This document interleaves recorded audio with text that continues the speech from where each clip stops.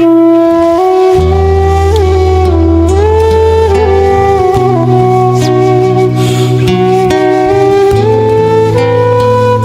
hati yang dapat merasai nikmatnya rahmat yang diberikan oleh Allah Subhanahu wa taala kepada seseorang.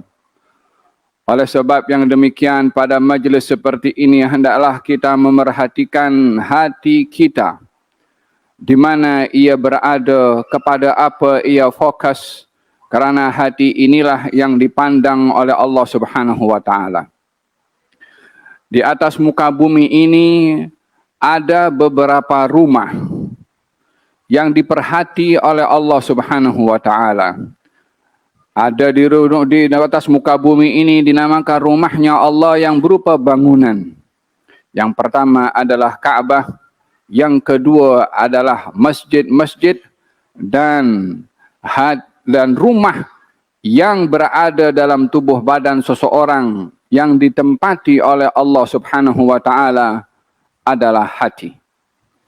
Di dalam Al-Quranul Karim, Allah Subhanahu wa taala berfirman mengenai rumahnya Allah.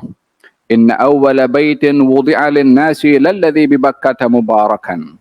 Sesungguhnya rumah pertama yang dibangun di atas muka bumi ini yang ada di Mekah, yang dimaksudkan adalah Ka'bah.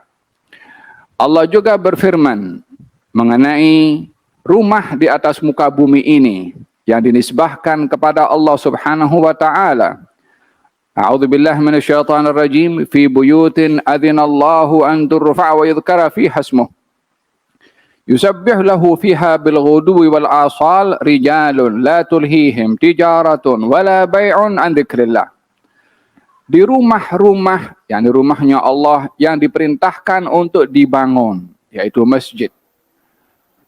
Diperintahkan untuk dibangun, diimarahkan dan diisi dengan tasbih dan zikir di dalam rumahnya Allah Subhanahu wa taala. Bertasbih di dalamnya golongan orang-orang yang tidak dilalaikan daripada mengingati Allah dengan perniagaan dan jual beli mereka. Ada rumah yang ketiga, dan itu adalah rumah yang paling penting bagi kita, disebabkan oleh kerana rumah yang pertama dan kedua adalah tempat untuk kita beribadah. Namun rumah yang paling penting adalah rumah yang dipandang oleh Allah Subhanahu wa taala, yaitu hati manusia. Baginda Rasulullah sallallahu alaihi wasallam bersabda, "Innallaha la yanzuru ila suwarikum wala ila ajsamikum walakin yanzuru ila qulubikum." Allah tidak pandang rupa dan paras kamu. Yang dipandang oleh Allah adalah hati kamu.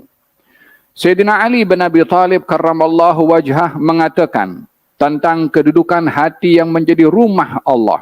Katanya, ala inna lillahi fil ardi aniyah. Allah mempunyai bekas untuk ditempati di atas muka bumi ini. Ianya adalah simbolik, bukan bekas yang dimaksudkan adalah bekas yang ada batas.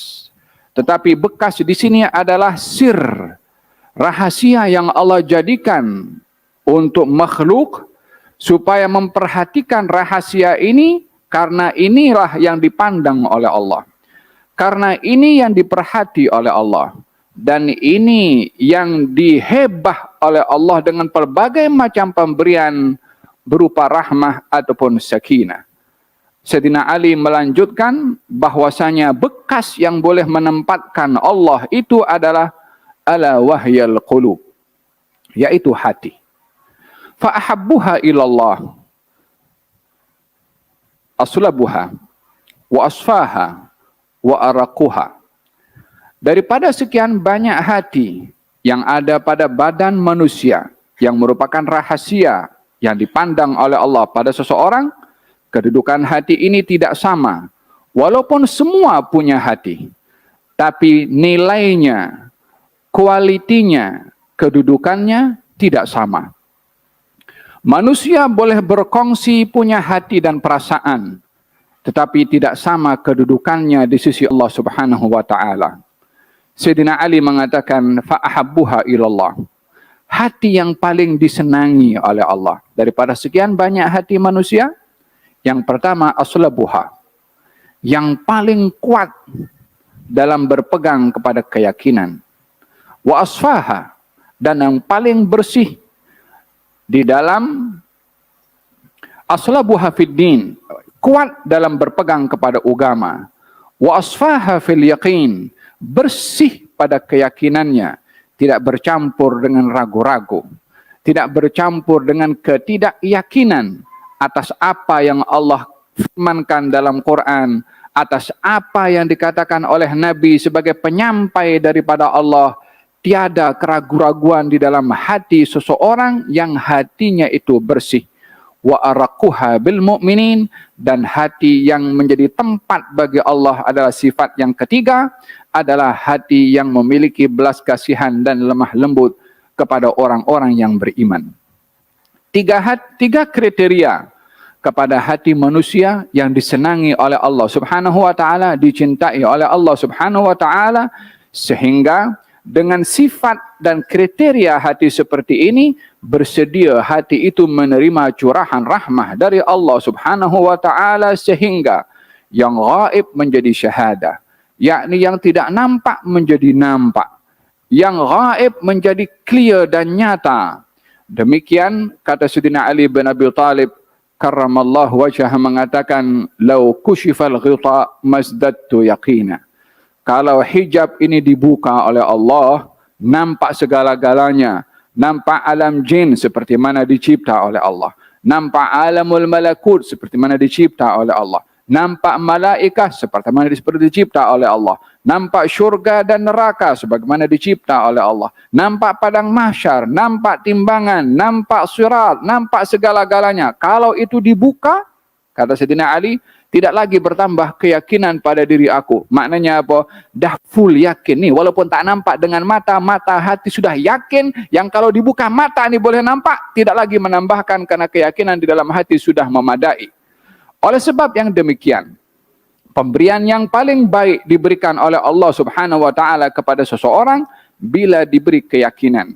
Demikian sabda Nabi Muhammad sallallahu alaihi wasallam yang bersabda, tidaklah Allah memberikan nikmat yang terbaik selepas nikmat yakin melebihi daripada besarnya nikmat afiah. Yakni yang pertama, yakin dulu. Yang kedua adalah al-afiah. Al-yaqin huwal imanu kulluh. Keyakinan itu adalah keimanan yang sempurna. Demikian sabda Nabi Muhammad sallallahu alaihi wasallam. Oleh sebab yang demikian, menjadi kebiasaan Rasulullah untuk meminta kepada Allah keyakinan, yang itu adalah merupakan tempatnya di dalam hati. Sebagaimana saya katakan di awal, hati inilah yang dipandang, ditempati, didiami oleh Allah Subhanahu wa taala dengan kriteria sifat-sifat yang dijelaskan sebentar tadi. Oleh sebab yang demikian, hendaklah kita memerhati adakah kita yang diberi oleh Allah hati yang merupakan rahasia yang dipandang oleh Allah Subhanahu wa taala, dan ia adalah rumahnya Allah dalam tubuh badan kita. Bagaimana kita bermuamalah dengan hati yang dilihat oleh Allah, yang merupakan rumah pada Allah Subhanahu wa taala, bagaimana kita menghiasi rumah kita. Kalau kita rumah yang ada kita diami, kita akan perhati rumah itu pada segala aspeknya. Kita akan pilih pintu yang sesuai, kayu apa yang bagus. Kita akan pilih warna tirai yang sesuai dengan warna dinding. Adakah ngam atau cocok atau tak cocok. Kita akan pilih warna sofa yang kita beli, karpet yang kita pasang. Supaya apa? Supaya nampak indah, supaya nampak sempurna. Masuk dalam rumah, nampak lapang, selesa dan juga nyaman. Itu rumah yang berupa bangunan, yang berupa hanya dikesan oleh mata. Bagaimana kita menjaga rumahnya Allah dalam kita punya hati ini? Apa yang ada di dalam hati ini untuk dipandang oleh Allah Subhanahu wa taala? Bagaimana kita menghiasi? Kalau kita didatangi oleh tetamu istimewa, yang tetamu itu tamu besar, maka kalau kita akan tempatkan di rumah kita, kita akan wangikan dengan bukhur rumah itu terlebih dahulu. Kita pilih cadar yang bagus. Kita cari kawasan atau ruangan yang besar. Yang ada di situ aircon. Ataupun segala-galanya yang lebih yang sempurna. Untuk apa? tetamu istimewa yang akan datang ke rumah kita. Kalau ini tetamu yang berupa manusia, yang tidak mendatangkan manfaat atau mudarat kecuali dengan izinnya Allah Subhanahu wa taala. Kalau yang datang itu adalah Allah dalam hati kita, bagaimana kita menyediakan rumah ini untuk Allah Subhanahu wa taala yang 24 jam sentiasa dipandang oleh Allah Subhanahu wa taala? Hendaklah kita memerhati bahwasanya hati kita ini adalah hati yang akan didiami, ditempati oleh Allah. Bersihkan hati ini daripada noda, daripada kotor, daripada sifat-sifat mazmumah, agar supaya hati ini layak untuk didiami oleh Allah Subhanahu wa taala.